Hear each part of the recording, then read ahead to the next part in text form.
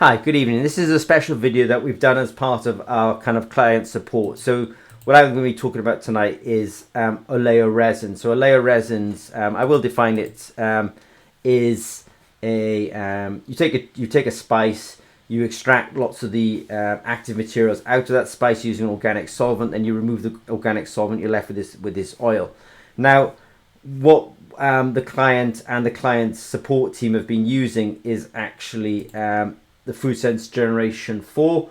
I do have a Food Sense Generation 4 in front of me here. It takes, in this case, they've been using the chili sensor, and they've been controlling it through the app that's available. So you can do a quick kind of assay, and it will sort of run these kind of things. So when I say these things, it'll do analysis of the hotness of chilies, oleoresins in this particular case. Let me go back to this particular screen. So we do support customers through personal online training. So if somebody's got a Food Sense Generation 4, we're supporting them. We do weekly webinars. Now this is a special video because actually as part of sort of support, somebody sent me through a lot of data around oleoresins. They've done a good job in terms of precision. I'm just going to kind of be here this evening just explaining what that data really means. We do monthly webinars. There's a monthly webinar on the 12th of June. So if you want to see this running in, when I say this, the Food Sense Generation 4 running in real time, come to the demonstration on the 12th of June. But just know we do one every month. So if you see a link underneath the video, especially on YouTube, it'll take you to the one that's actually coming up next. With that said, let me go forward and just say, and we do two webinars. When we do these monthly webinars, we do one in the morning, one in the afternoon. The one in the morning really works for people in Asia, and the one in the afternoon really works well for people in the USA, Canada, South America, Central America, etc. So we're talking here about testing oleoresins. So oleoresins is when you take a spice, you really you extract all the solvent out. Sorry, you extract all the actives out. In the case of chilies, that would be capsaicin or capsinoids, and you really concentrate them then because you actually remove the organic solvent by using evaporation, but you do evaporation under a partial vacuum. There's a particular rule when using Food Sense Generation 4. By the way, this app, when I say this app is smart. If you make a concentration wrong, you make it too concentrated, too dilute, this app will tell you. So what I'm about to tell you on the slides, this app will tell you if you've made a mistake. So don't worry about it too much. But it's really important that you do understand this, that capsaicin has a maximum solubility in aqueous, that's water-based samples of about 500 Scoville heat units. I know, I've got the bomb here. This is hotter than that. The bomb has oils and fats in it that help solubilize the capsaicin. But when we're trying to do analytical science, or analytical chemistry, the solubility of capsaicin is about 500 Scoville heat units. That's really important because if somebody brings us something that is kind of 1.5 million Scoville heat units, then we're going to have to do something like a 1 in 10,000 dilution, because that will bring them to about 150 Scoville heat units. So remember that 500 Scoville heat units, it becomes important. Because if somebody brings us something quite mild, this is a mild thing, it's Tabasco, then we only need to do a 1 in 10 dilution, because 1 in 10 dilution of 5,000 brings me to 500. If somebody brings us something a bit hotter, this is the bomb. It's got a Scoville heat unit of rating of about 135. There we have to do about 1 in 1,000 dilution, which we have done. And so we have a rule that says, look, if this is mild, 0 to 5,000 Scoville heat units, do a 1 in 10 dilution. Why? Because 5,000 divided by 10 is 500. If it's more medium, 5,000 to 50,000, what dilution do? We do a 1 in 100 dilution. Why? Because 50,000 divided by 100 is 500. If it's hotter than that, it's 50,000 to 500,000. What dilution do we use? We use 1 in 1,000, because 500,000 divided by 1,000 is 500 Scoville heat units. If it's something hotter, like 5 million Scoville heat units, then we do a 1 in 10,000 dilution, because 5 million divided by 10,000 is 500. So it's really important that you understand that we cannot do we do need to do this dilution. It's not something that you can actually avoid. You definitely need to do this dilution. So what I'm going to now do is, and if you get stuck, by the way, first of all, it's hard to get stuck these days because the app is smart and the app is actually looking at your data and it'll know if you've done too concentrated, too dilute. But oleoresins should be oleoresins of chili extractions should be really hot because actually you've concentrated the capsaicin so much in that particular sample. So let's say something was so this is the data itself now. So I'm going to analyze the data now. So this customer has an expectation, and now look at this number, right? 1.5 million or 1,500,000 Scoville units. Look how perfect that number is. The reason I bring that up is because when we see numbers like that, I actually have to ask myself, what scientific evidence do you have that that's actually the real truth here, let's say. But that said, the really good team in Indonesia have actually done a lot of tests on it. They've done 6, 12, 18, 24 tests on this. But here they did the 1 in 10,000. That's good because 1.5 million divided by 10,000 is about 150 Scoville heat units. When they tested it, they actually got answers that were more like 3 to 4 million. This is wrong. You don't need to do this calculation. What they've done here is they've taken the dilution factor and times it by the result. You do not have to do that. The app is already doing that calculation for you. So we just get rid of the column. 1 in 1,000 is too dilute. Sorry, it's too concentrated. You need to dilute it more. But you got precise answers, but the answers are wrong because it's just super saturated with capsaicin. It's even more saturated with capsaicin when you did 1 in 100. Again, you get really precise answers. All the answers are really similar, but again, they're wrong because it's just saturated with capsaicin. And I bet the app was telling you, the app would have been screaming out that it's too concentrated and to dilute more. 1 in 10, you've got really precise answers, but they're wrong because the solution's just saturated with capsaicin. So what do? We get rid of that and we're left then with your good results. Now if I analyze those good results, you have 3.6 million, 4 million, 4 million, 3.3 million, 3.4 million, 3.7 million, 3.7 million. So we have an average and a standard deviation or a relative standard deviation. So actually you have an average beyond their expectations. I completely acknowledge that. But I'm also going to show you that on several of the samples, you hit their expectation really accurately. So when somebody says, my oleoresin sample 1 is 1.5 million, and it's perfectly 1.5 million, that already tells me that the science behind that 1.5 million is a little bit shaky because nothing can be exactly 1,500,000 Scoville heat units. It must be, it must be 1,100,000 something. It's not 1.5 million just perfect like that. So I'd actually suggest that you've done this 6 times, and actually the real answer is, and we do come across this quite a lot at Food Sense and ZP, that people have an expectation. Sometimes those expectations are just from Google. Sometimes they get in certificates of analysis from the vendor, but the vendor actually it's an old certificate of analysis from a different batch. So I would actually believe this 3.7 million, and I would say that your confidence should be high because your precision is so high. You've got a relative standard deviation of 6.8%. You've tested it 6 times. You've got a good level of precision. Believe yourself, especially when you look at the results later on. Sample number 2, they got an expectation, it's 1 million. So 1 million, you do a 1 in 10,000 dilution, that seems pretty good. Oh, you get 2.3 million, 2.1 million, 2.2 million, 2.9 million, 2.6 million, 2.8 million. Again, don't do this last column where you times it by your dilution factor. Don't do it. It's the app is smarter than we are. It's already done the calculation for you.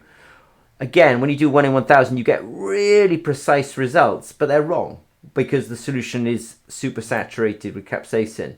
When you do the 1 in 100, you get really precise results, but it's wrong. It's super saturated. And I get the app would have absolutely told you you're too concentrated and you need to dilute it more. It's fine, but let's get rid of it. Let's analyze it. So you did 6 tests. It wasn't 1 test, it wasn't 2 tests, it was 6 tests you did. So you've got to believe yourself. And actually you got a answer of 2.5 million, and a relative standard deviation of 11.42%. So you've got good precision. And of course, it's not in line with their expectations. But hang on, because let's go to sample number 3 here. Sample number 3, they have an expectation, it's 1 million, okay? Again, it's 1 million. It's such a clean number. It's like, really, you know, what is the science behind that expectation? It's 1 million. You know, that's not the way, you know, when you're measuring something that's on a kind of a continuous scale, to measure something and it come back and say, oh, it's 1 million. It's not really possible. But you did do a 1 in 10 dilution, 1 in 10,000, sorry, dilution, which is great. You got results at like 1.038 million, 941,000, 934,000, 943,000, 970,000, 932,000. Very precise, very close to expectations. Let's get rid of that column. Don't need that column. The app has already done the calculation for you. Let's get rid of these because why? Because they're all, you know, great precision. The numbers are really precise, which tells you about the precision of the instrument, but the answers are not accurate. Why? Because you're super saturated with capsaicin, and the app will have told you that, so we'll get rid of those. Okay, so now we're left with the 1 in 10,000 dilution. You've done it 6 times. Good number, 6. You know, you've done a lot of tests. You've got an average of 960,000 with a relative standard deviation or precision, let's say, of 3.85%. Really good. So I'm happy with that. And actually, in this case, you were in 4% of their expectation. I still don't think that this thing is really 1 million Scoville heat units. It can't be 1 million. It must be, you know, some numbers above or below 1 million, but it can't be exactly 1 million. But you're 4% away from their expectation. So when you look at the first 2 results, and they say, right, well, this has got 1.5 million for sample 1, and sample 2 is also 1.5 million. I think actually maybe it was 1 million they were looking for. But is it really? Where is the evidence of those being the real results? Because I find it very strange that sample number 3, we were actually really close, and it doesn't finish with sample number 3. Sample number 4, they consider it to be milder. You did a 1 in 100. I think it should have really been done in 1 in 1,000.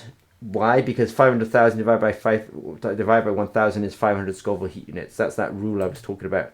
But you got some results, and they're pretty close to their expectation. 481,000, 558,000. So I can see everything's, you know, hovering around the 500,000.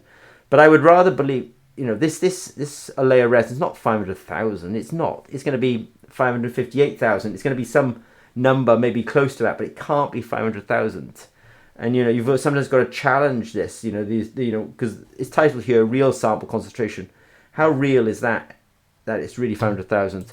Let's get rid of this column. We've talked about this column several times. You don't need to do that calculation. The app is smarter than we have. It's already done the calculation for you. Let's get rid of this. 1 in 10 is just far too dilute. Bang, gone.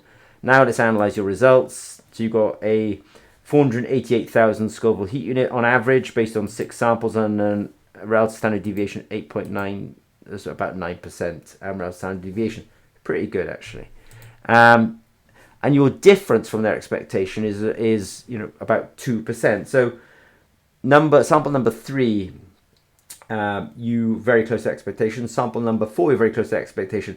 I would genuinely ask to see the evidence of why sample number 1 and sample number 2 were what they say they were, because I actually find the numbers suspiciously, you know, sort of rounded, 1.5 million, and actually the fact that you are able to meet their expectations, but apart from those 2 samples, tells me that I'm wondering what the scientific evidence for those numbers really is. With that said, let's look at sample number 5, and lo and behold, it's another one that you actually do really well on. So it's 500,000, you do a 1 in 100. I think that should be 1 in 1,000, but that said, you've got your results. If we again, you do this calculation. Let's get rid of this last column. Software's done that calculation for you already. Let's get rid of that 1 in 10. It's just super concentrated.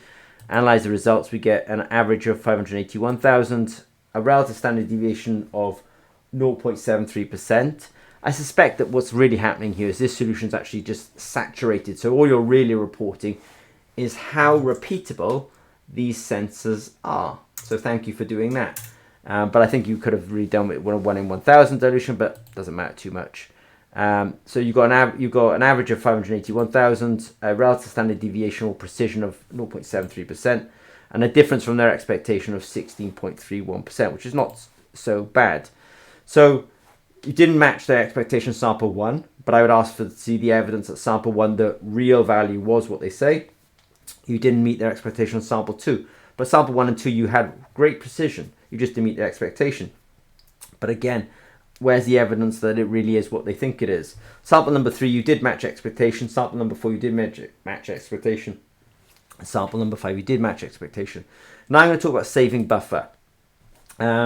Some of these samples require 1 in 1,000 dilution. Some of these samples require 1 in 10,000 dilution. How do we save buffer? It's really important this, right? If you take 0.1 milligrams of oil and you dilute it in 0.9 mils of buffer, if you vortex it like crazy, then you've got a 1 in 10 dilution. But really, it's got to be vortexed so well, because otherwise, if it's too, what we call heterogeneous, because I'm about to dilute it again, but if it's too heterogeneous, you will have a problem, because if you sample from an area that's high or low in capsaicin relative to the rest of the sample, you're going to carry an error through. But if you take 0.1 milligrams of the oleoresin and dilute it in 0.9 mils of buffer and vortex really well, you've got a suspension that's about 1 in 10 dilution. Take that suspension, dilute it again in 0.9 mils of buffer. Now you've got a 1 in 100. You can take you can take that solution B now, take a sample of that, 0.1 mils, dilute it in 0.9 mils of buffer. You've now got a 1 in 1000. And if you finally do a 0.1 mils of that solution and dilute it again in 0.9 mils of buffer, you've got a 1 in 10,000 dilution. In doing that series of dilutions, I've only used 3.6 mils of buffer. That means if you've got 500 mils of buffer, you can do about 138, 139 experiments. That's a way of saving it. So what I'll do is say, if you've got any questions on food science generation 4, I hope this has helped you understand oleoresins are hot. They require a lot of dilution. You can see our precision. You can also see our accuracy, but you can also see that sometimes, there is an expectation. My oleoresin from my vendor says 1.5 million. Well, that's a very, neat answer, 1.5 million, but things can't really be 1.5 million. And these things, it's only because we now have food sense generation 4 that actually we can actually challenge these kind of numbers or assumptions. So if you've got any questions, ZP and food sense generation 4 and measuring the capsaicin or the Scoville heat units of oleoresins, don't hesitate to reach out to us. Okay, thanks very much.